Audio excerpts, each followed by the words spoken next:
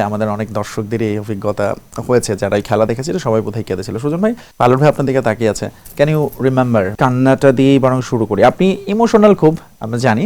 Absolutely, মানে নাচ ম্যাচের দুঃখটা সাংঘাতিক ছিল। মানে একদম জয়ের বন্দর এসে জিততে পারি না, যেটা সত্যি কথা। মানে রিয়েলি আমরা এত কষ্ট করছিলাম, ড্যাব ওয়াজ উইথ আস ওই সময়টা। আমি তখন বাংলাদেশ টেস্ট ক্যাপ্টেন ছিলাম। এত কাছে এসেও যে টেস্ট ম্যাচটা হেরে যাই, মানে এটা বিশ্বাসই হয়নি আসলে। সবকিছু মিলে আমার মনে হয় যে আমরা ভালো ক্রিকেট খেলছি। তখন আমরা বুঝতে পারি যে মিনোজ আর মাইনোজের মধ্যে একটা প্রবলেম, আম্পায়ারিং যে কত বড় একটা প্রবলেম ইন্টারন্যাশনাল লেভেলে হয়তো। অশোকা ডি সিলভা এবং রাসেল ডিফিন আম্পায়ার ছিল এই ম্যাচে। মানে আমি কোনোটা মুহূর্তেই ভুলবো না আসলে এই ম্যাচটা। অশোকের পরে যতবার আম্পায়ার থাকতো বাংলাদেশ ম্যাচে, আমরা দর্শকরা খুব ভয় থাকতাম এই যে অশোক আম্পায়ার। তো বাজে ডিসিশন, প্লাস আপনার হান্নান না অলোকের ক্যাচ, অলোক কাপালি ক্যাচ মাটিতে পড়ে গেল, রাশিদ লাজিব ক্যাচটা ধরলো। তো এগুলো অনেক কিছু আসলে, মানে অনেক কিছু অনেকগুলো ঘটনা তো আছে মোহাম্মদ রফিকের ওই রান আউট না করা। কিন্তু আমি একটা পার্টিকুলার বিষয় নিয়ে জানতে চাই, সেই ম্যাচে বাংলাদেশ 4 বোলার নিয়ে খেলেছিল। মাশরাফিকে একাদশে না রাখার একটা সিদ্ধান্ত নিয়ে পরে আলাপ হয়েছিল, আপনি বোধহয় এটা নিয়ে কথাও বলেছেন। ওই সময় যখন ধরুন ইনজাম মামুন হক ওরকম দাঁড়িয়ে গেছেন, তখন কি আপনার কাছে মনে হচ্ছিল একটা থার্ড পেসারের অভাব বোধ করছিলেন কিনা, বা জানি না যে 4 বোলার নিয়ে খেলার? আমাদের ফার্স্ট টেস্ট ছিল করাচি, সেকেন্ড টেস্ট ছিল পেশোয়ার। পেশোয়ারে যখন যাই তখন হচ্ছে ফ্ল্যাট উইকেট, মানে ঘাসও নেই, কিচ্ছু নেই। তাই মাশরাফিকে বললাম তুই টেস্ট ম্যাচটা খেলিস না। বললো কেন খেলবো না কেন চাচা? আমি খেলবি না কারণ তুই ডেফতরে যদি এটা খেলিস পরেরটা খেলতে পারবি না, তার থেকে তুই একটা খেলছিস, একটা ব্রেক নিয়ে আমার পরেরটা খেল।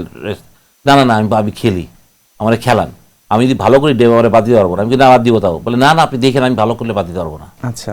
তো সেকেন্ড টেস্ট ম্যাচটা পেশোয়ারে কিন্তু আমরা 105 লিড নিয়ে হেরে যাই ওই টেস্ট ম্যাচটা।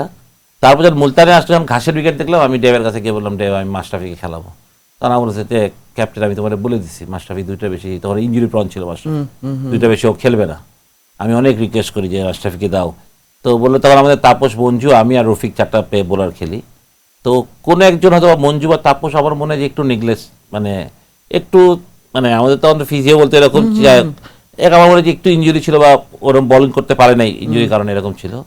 তো ওইটা আমাদেরকে একটু ব্যাকফুটে ফেলছিল। বাট তারপরেও আমি কারোর দোষ দিচ্ছি না, সবাই ট্রাই করছিল। মঞ্জুরও ভালো বল স্পেল করছে, তাপসও ভালো বোলিং করছে। বাট আমি মনে করি যে শেষ পিরিয়ডটা আমরা করতে পারিনি আর কি, সবচেয়ে বড় সত্যি কথা। চান্স এসেছিল রফিক রান আউট করলে হয়তো, বাট আমি ওইভাবে চাই রফিককে, আমি এখনো হ্যাটস অফ এই জন্য যে ওইভাবে রফিক রান আউট করেনি। আমরা ওইভাবে জিততেও চাই না আনস্পোর্টিং ভাবে। বাট পাকিস্তান ওয়াজ আনস্পোর্টিং। এবং আমার কাছে এমনও মনে হয়েছে তুমি in the 4th day, last ডেতে যখন আমরা বোলিং করবো, পাকিস্তান 4 উইকেট আছে, সকালে গিয়ে আমাদের সবার মনে হয়েছে পাকিস্তান মনে হয় ঘাসে, এতটা ঘাস ছিল বড়, এটা মনে কেটে এত কেটে ফেলছে। হ্যাঁ, তো যাই হোক, মানে এগুলো অনেক কিছুই তো একটা, তখন আমরা বুঝলাম যে বড় টিম আর ছোট টিমের মধ্যে ডিফারেন্সটা কত, আম্পায়ারিং থেকে আরম্ভ করে সবকিছু। আমাদেরকে পাত্তাই দিল ম্যাচ রেফারিরা আসলে, সত্যি কথা বলতে গেলে এরকম।